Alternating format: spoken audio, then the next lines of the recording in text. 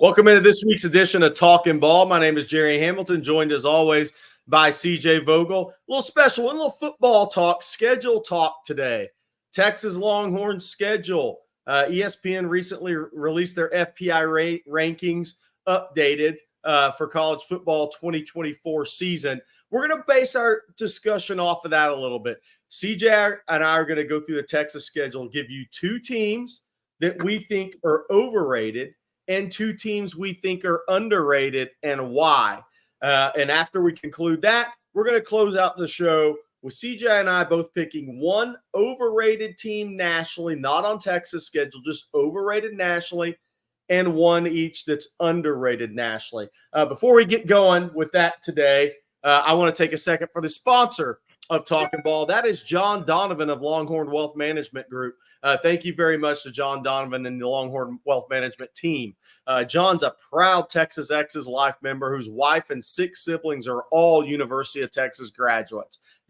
This explains why John branded his firm Longhorn Wealth and has dedicated his firm to providing total wealth management for Texas alumni, employees, family, and friends. John's a certified financial planner with over 30 years of experience and wants to offer every On Texas Football member and fan a free 90-minute consultation on how to explore how Longhorn Wealth can help you and your family maximize your wealth, minimize your taxes, and secure your own financial future and legacy. So to schedule your own 90-minute free consultation, simply call the Longhorn Wealth team at 972-707-4900 or schedule an appointment online at www.longhornwealth.net.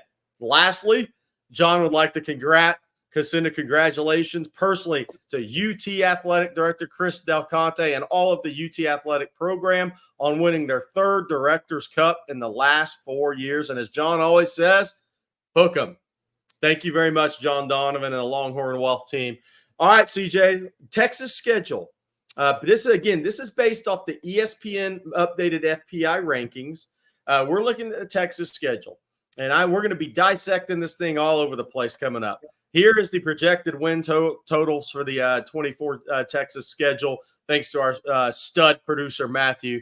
All right, CJ, I'm going to let you go first. Overrated, based on the ESPN FPI. Who would you take off that schedule and why? Oh, well, it won't be it won't be received well by folks outside of Austin. I'll say that, but I'm going to go with Oklahoma. And I say that because there's a lot of question marks on the offensive side of the ball. We saw Oklahoma last year have a high flying offense. They put up a lot of points. They have a great wide receiving corps. There's no discussion about that. Andrew Anthony, Nick Anderson, you add Deion Burks and Jalil Farouk, and now that group is looking very formidable. You can't dispute that. But you had a 5th-year starting quarterback in Dillon Gabriel who's been around the block, had been in the system for 5 years under Jeff Levy from his time at UCF as well. So that helped. That kind of skipped a few steps in where I thought Oklahoma would be a year ago. I thought they outperformed expectations. Obviously, they get to 10 wins. It was a pretty good season for Oklahoma last year. In year 2 for Brent Venables this year, you have a lot of question marks. That offensive line is brand new. You still don't yet have answers at running back. That was a big question a year ago. When does the running game really get going?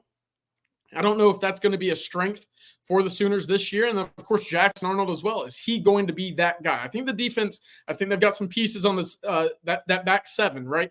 Obviously, you add Dominic Williams, Danny Stutzman returns, Billy Bowman, Peyton Bowen in the back.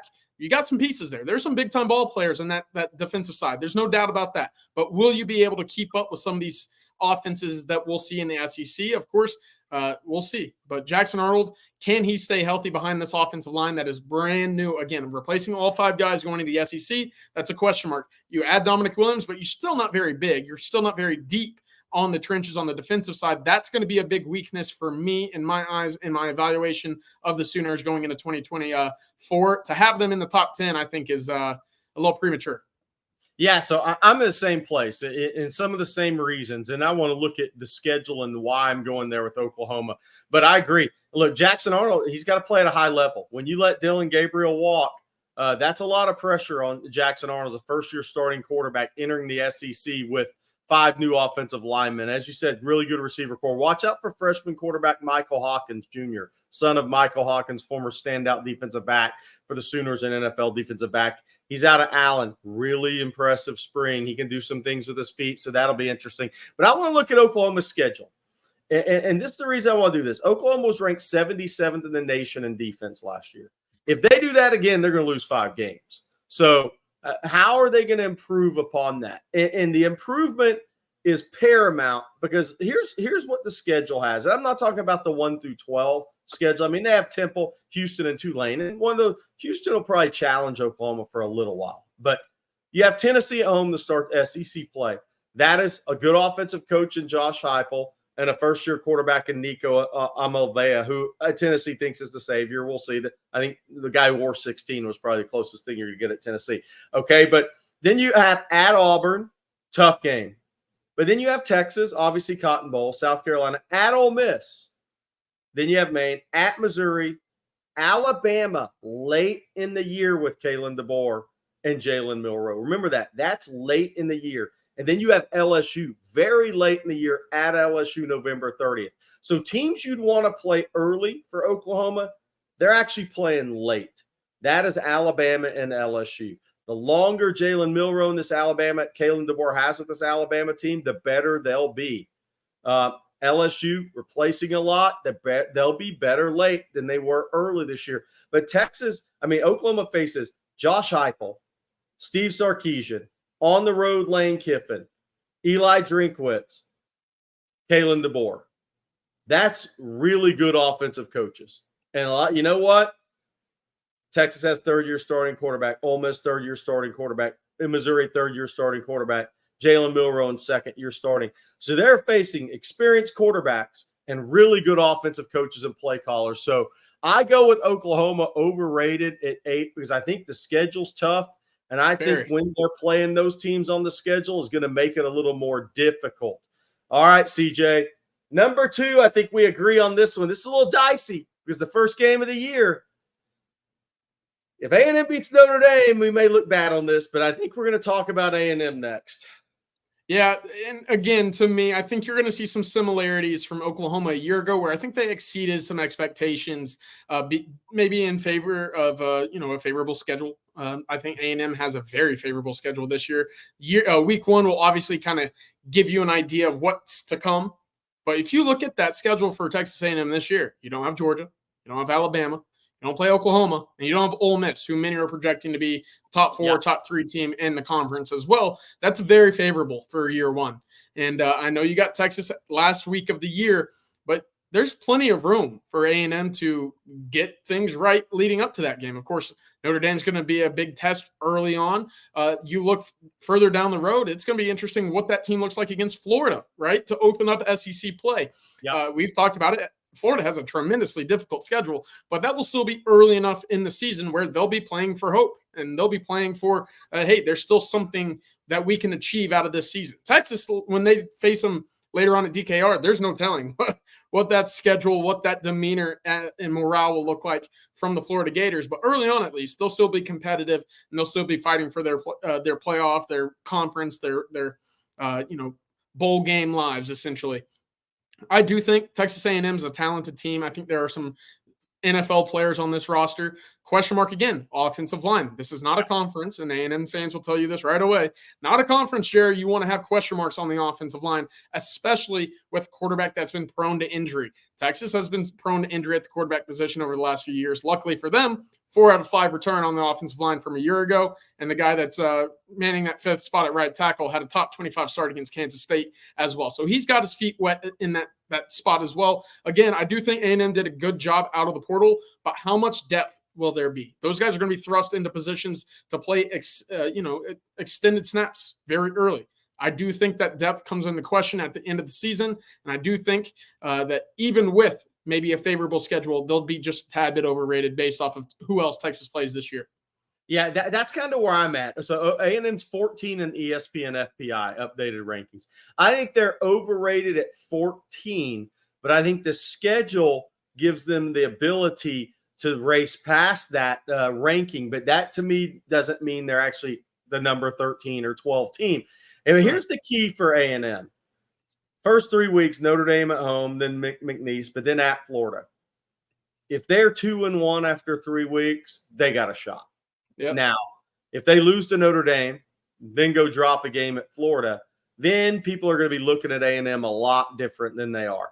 So it's imperative if A&M is going to live up to this ranking, and I'm not saying the AP is going to have them in the top 25, right? The FPI has them at 14, which a lot of people from ESPN in a recent story thought A&M may be too high at 14. But the key there is, look, there aren't many times when you're hired somewhere where your first game out of the box is a home game against the Blue Blood with ES College game day there. And Notre Dame is a top 7-6 ranked team this year. And it's maybe the story program in college football. And you have a shot game one. And that's going to be a fired up crowd. If they win that game, that schedule's favorable because Arkansas obviously is neutral. Missouri's at home. At Mississippi State, you just don't know. LSU's at home. At South Carolina. New Mexico State, at Auburn, then Texas. That is a schedule to win 9 or 10 games. But the first 3 games are going to tell the story. But, look, the reality is A&M could be 8-3 welcoming Texas and not really, based on who they've played, be considered a top 15 team.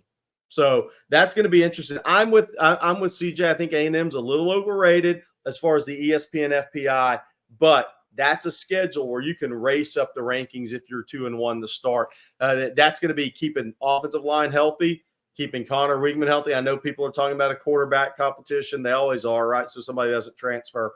Running backs are good, but then that secondary depth. So many guys out of the portal, there's a bit of an unknown. That depth at linebacker, if they have any injuries, is going to be something to watch with Texas A&M. All right, CJ, let's go to underrated now.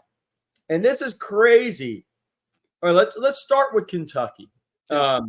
Kentucky's 34th in the ESPN FPI. And we both agree they're an underrated team. Now, again, that's a tough schedule. They could be 6-6 or 7-5 and be better than a 34 FPI ranking. I mean, if you look at their schedule, CJ, this is a tough schedule. I'll read the schedule and then we'll get into the who Kentucky is. They have Georgia, at Ole Miss, at Florida, Auburn's a home game, at Tennessee, at Texas, and Louisville to end the season. I mean, that's and I didn't even throw all the games out there, but that's a tough schedule for Kentucky, especially because they're a little more unsettled at quarterback than they have been the last 2 years. Yeah, and I like Kentucky. I like that program. I think Mark Stoops has gotten as much out of a Kentucky football program as you could ask for. He's not on a plane to College Station. He does a good job at Kentucky. 100%. And again, I think where that program's been, they've developed a theme. We know what style of play Kentucky will come to every Saturday with. It's going to be physical. They're going to look to run the ball and kind of dominate that line of scrimmage. They've added some key pieces out of the portal. Right now you have 2 legitimate weapons at wide receiver. Of course, Barron Brown's the first one. He's an NFL guy. But you go out and you add Jamori Macklin out of North Texas, a very, very talented guy. Speedster he's got the home run ability as well. There's a number of other pieces. Obviously, Dumas Johnson, the linebacker out of Georgia, made the move over. Another Georgia player made the move as well, and that's Brock Vandagriff, former 5-star quarterback. He's looking like he will be the guy. However, Gerry, and this was very interesting to me, is you add Brock Vandagriff, right? You go through the spring. You understand what your team's looking like, and then you add another Power 5 starting quarterback out of the portal. So, yes, I do think Kentucky is a little bit underrated, but I do have pause at the quarterback position. Yeah. Adding Grant Wimsatt out of Rutgers, who started most of the season last year for the Scarlet Knights, that's interesting to me because maybe you don't necessarily have what you thought in Brock Vandagriff. So, I do like Kentucky. I do think they're going to bring a physical style of play. I do think their style is a bit of a question mark in terms of whether or not it fits what Texas wants to face against in a common SEC opponent. But that quarterback spot gives me some questions. And at 34, though, still a bit underrated there. Yeah, I mean, look, again, I'll read the schedule, part of their schedule. Georgia, at Ole Miss, at Florida, Auburn, at Tennessee, at Texas, Louisville. You go 7-5 and be a top 25, 27, 28 team on that schedule. That is 4 difficult road games. I know everybody's got difficult road games. I get it, but that's a difficult one. All right. Now, this is an interesting underrated one, CJ. Florida Gators. Because Coach, I don't even know if he's going to be coaching when Florida comes to Austin. But they're at 20 in the FPI, and they still have good talent. They have some good players on defense. We'll see how much their offensive line's improved. I'm not sure some of those portal guys are what they thought they were going to be, and that's going to be key. Eugene Wilson may be a first, second round pick one day at slot receiver. They added the receiver from Arizona State, who's a solid player in the spring portal. He's not Ricky Pearsall, from what I was told. Good player, though. Obviously you have Graham Mertz back for another season. You have a little experience and some talent behind him. But Florida, hardest schedule I've ever seen in my life. The first 3 games I think are going to tell the story for the Gators. Miami at home, Samford, who you win, and then A&M comes to town. So it's favorable to start before you absolutely get beat down in November. But why could you see Florida? Let's just say they went 7-5, and that's an underrated 7-5. Heck, 6-6 may be underrated with this schedule. Yeah, if you make a bowl game with this schedule and you're Billy Napier, right? Yeah, it's not too bad. And you still might get fired. And you still might get fired, by the way. Well, different discussion, but right. Yes. Listen, I don't think I would have ever said this 2 years ago, Jerry, but Graham Mertz is a pretty darn good college quarterback.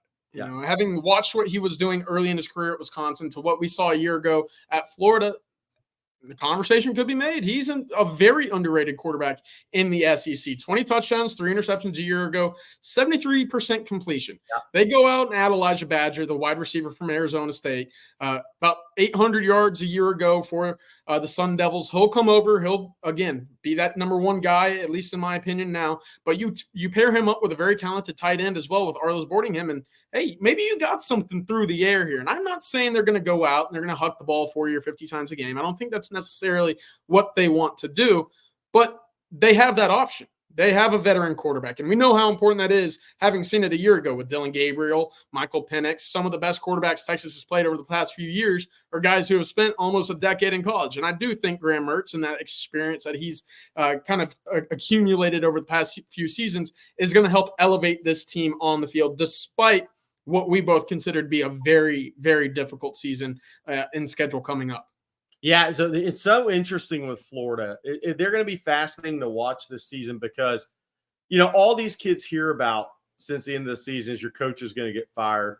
Schedule's tough. Y'all aren't going to be able to win.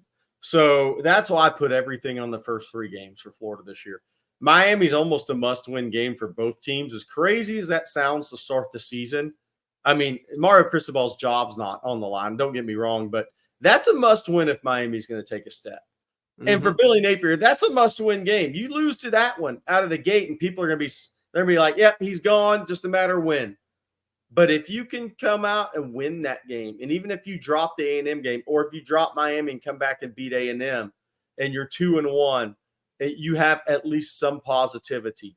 Those first 3 games are huge. If they happen to be 1-2 and drop Miami and A&M, I just kind of wonder what the temperature of the team's going to be in Gainesville. It's hard to keep a team together if they don't think their coach is going to be there. But I do think from a talent standpoint, experience at quarterback, did enough in the portal to help a quarterback.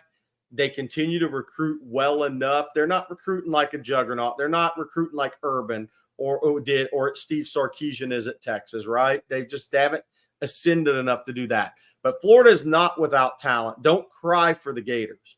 But the key is going to be those first 3 games for Florida to see what right. The pulse of that team is moving forward. All right, I'm going to take a second again for our sponsor of Talkin Ball. That's John Donovan. Before we get to then CJ and I, to end the show, we're going to go national here.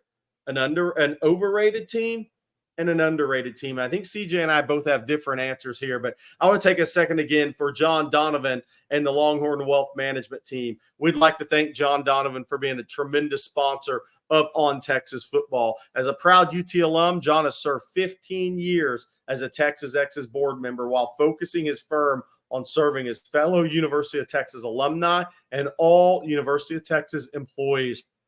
John is a certified financial planner who has spent over 30 years providing investment, retirement, insurance, and estate planning services and solutions to Longhorn families and friends from coast to coast. So to receive your free 90-minute consultation to explore how Longhorn Wealth can help you and your family secure your own financial future, simply call Longhorn Wealth at 972-707-4900 or schedule an appointment online at www.longhornwealth.net, as many other On Texas family members have done. Finally, as a proud father of 2 wonderful daughters, John Donovan would like to wish all the fathers out there in the OTF family a fabulous Father's Day this coming Sunday. Like UT winning the Directors Cup again, I hope all you dads deserve the recognition and love you've earned by leading and loving your families for another great year. And John always says, hook 'em. All right, CJ Vogel. We have one thing left. We have an overrated team nationally, in your opinion. I'll save mine. I'm still deciding between 2 as you speak. I'll let you go first. Yeah, I'm going Penn State. Penn State at number 6 is very high for me, especially with what we saw towards the end of last year, right? You know, they're competitive. They'll win 9 games. But again, you face teams of you know, kind of that similar caliber, and you're going to see eggs laid up by the Penn State Nittany Lions. And again, I know a lot of folks are very high on Drew Allar. I still have yet to see it. And I think it's that inconsistency on a week-to-week basis. You lose 8 players to the NFL draft, 2 of them being first-rounders in the trenches. Of course, Chop Robinson off the edge, and then Olu Fashanu off as your tackles. That's a lot to replace. And I think when you're Penn State and you're looking at Oregon coming into the conference, UCLA, USC, now you start thinking, okay, maybe we're not that 3rd team anymore. And I think that if you're the number 6 team in FPI, you should be competing for a conference championship. And I just don't see it. I think Penn State, again, they're going to be physical in the trenches. Will they have enough guys that make instant game-changing plays like we saw a year ago with Fashanu and Chop Robinson? I don't see it. I don't think they have a Micah Parsons on the roster at the moment. And for that reason, with the kind of question marks I have at the quarterback position, 6 is just way too high for me. Yeah, I think I'm with you. I think Drew Allar is going to have to vault his way into the Heisman conversation for Penn State to have the type of season that people think. Now, they recruited well, they develop well. But they developed great. Yeah. Developed great. New coordinator, Drew Allar, 2nd year starting. He's going to need to take that step and become that first-round level talked about quarterback. If he does that, maybe that changes our opinion on Penn State. I'm with you. I was back and forth between FSU at number 11 in the FPI and LSU at 13. And I didn't know where I was going to go until about 2 minutes ago, but I'm going Florida State. And this may be crazy because of their schedule, but I'm just not a DJ Ungoilele fan. I just don't think I think there's going to be such a drop off at quarterback for Florida State. Plus, they lost a lot of experienced players that went to the NFL draft, a lot of guys that transferred and had years of starting experience. But I just think FSU is going to have to change what they did offensively from the RPO game. You're not going to be able to do that with DJ. You have to either get the ball out of his hand quick or it's got to be downfield. The intermediate accuracy's always been a struggle. And I just wonder how much pressure that's going to put on their offensive line. So I go with FSU. Now, I might be crazy because when you look at their schedule, they have Georgia Tech, neutral, Boston College, Memphis, Cal, all at home. They go to SMU. Watch out for Rhett Lashley on the road. And then they have, that's actually going to be fun for SMU fans, by the way. Then you have Clemson at home. You're at Duke, at Miami. By the way, I mean, Malik Murphy and DJ, the ball may be hitting people in the stands in that game. Then you have, then you're at Miami. You have UNC. Hello, Mac. It's good day to be Mac Brown. And then you have Notre Dame, at Notre Dame. You have Charleston Southern. You have Florida. And you just don't know what Florida will look like. But that's not the schedule of a team that's overrated. But I just think the drop-off at quarterback is going to be significant for the Seminoles. And if DJ doesn't play at a much higher level than he has to this point in his college career, and maybe he will. This is a 4th-year starting guy, but to this point he hasn't been that. If he doesn't take a big step for Florida State as a 4th-year starting quarterback, the drop-off at quarterback, and plus the talent they lost at rushing the passer, is going to be too much for them to overcome. All right, CJ, last one is, who's your underrated team in the ESPN FBI? I've been pounding the drum for them all offseason, Jerry. It's Ole Miss. Toddy. I'm going out to the Grove. I'm going to have a great time. I'm going to say hello to some beautiful blondes and have a hell of a day watching Ole Miss football this year. But I do think they're very talented. Of course, Jackson Dart, I think, again, the importance and the value of having a veteran quarterback in the third year of a system like Lane Kiffin's, that means something to me.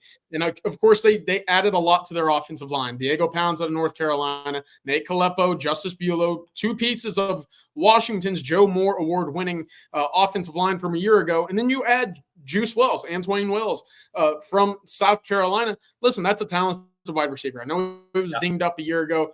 Over 2,000 yards the last 2 years of play in which he was fully healthy for the Gamecocks. So that's a guy I'm looking at saying, yeah, he could absolutely be a game changer for Ole Miss this year. The question is, will that secondary kind of suit up with what we saw with the 11? And again, Jared Ivey, Princely Human-Milan out of Florida, combined for about 15 sacks a year ago. You add Walter Nolan, the number one player in all of the portal this year from Texas A&M.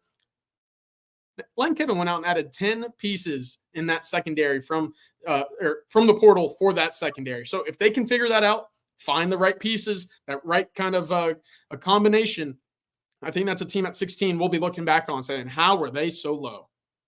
Yeah, I agree with that, but since we can't agree totally, I'm going to go a different direction. But I do agree with CJ on Ole Miss. I think definitely in the SEC, that is a team that has a chance to be a playoff team, and that fan base should be excited this year. All right, I went crazy on this. I went Notre Dame, and you could say underrated. They're 7 in FPI. Yeah, but when I read their schedule, this is just scary. If you're in a 12-team playoff, this is taking a spot. This is taking a spot no matter what you think of Notre Dame. If Notre Dame wins at Texas A&M to start the season, that's going to be a tough game. A&M's going to be fired up. Mike Elko's first game. A&M's going to be good on defense, especially on that defensive front. Notre Dame's always good on the offensive line. They lost a couple of key pieces, including a first-rounder. But I think Notre Dame, if Riley Leonard's healthy, who obviously Elko knows him well, by the way, but Riley Leonard is an upgraded quarterback. The receiver they got out of the portal at FIU is a very good player. And you add that to a Jaden Greathouse, who's a sophomore, some of the other pieces there at Notre Dame, I think this is going to be their, and I say this with, most explosive offense Notre Dame's had in a while. I really believe that's where things are going for this Notre Dame team. But let me just read this schedule. If they beat A&M, Northern Illinois at home, at Purdue, Miami of Ohio at home, Louisville at home, Stanford at home, Georgia Tech neutral, Navy neutral, FSU at home, Virginia at home, Army neutral at USC. They play 3 road games this year. 3. They have 9 home or neutral games, and 2 of those are against academies, and the third one's against Georgia Tech. Like, get them in a conference. I mean, are you kidding me? If they beat A&M, I mean, show me a loss for sure. That's a hell of a schedule, because if they go out and put up enough offense against Mike Elko and a very good A&M defense who will be healthy at that first game of the season, then that's a really good sign for Notre Dame fans. So I'm at 7. That's crazy to say 7 you're underrated. But even if they drop the A&M game, I mean, they could go 11-1 off that schedule, and you wouldn't be shocked. And you don't know what USC is going to look like defensively by the end of the year. I mean, I don't know. There's a lot of guys being recruited to high rises in that 25 class, but they're not going to be on the field yet. So you don't not going to know what USC is going to look like defensively. But how are you 7 and you're underrated? Look at Notre Dame's schedule. That's how you're 7 and underrated. All right, that's this week's edition of Talkin Ball. I'm Gerry Hamilton, joined as always by CJ Vogel. Thank you, CJ. Texas fans, hey, and A&M or Oklahoma fans that want to throw some shade, come on. We're having fun with this. Thank you again to everybody that supports On Texas Football. We hit 50,000 so quick. We're over 50,200 now in the blink of an eye. So thank you for your continued support and passing the word. Thank you to John Donovan, Longhorn Wealth Management Team, for being the sole sponsor of Talkin Ball. And we'll talk to you guys here tomorrow, and we'll have recruiting breakdown tomorrow.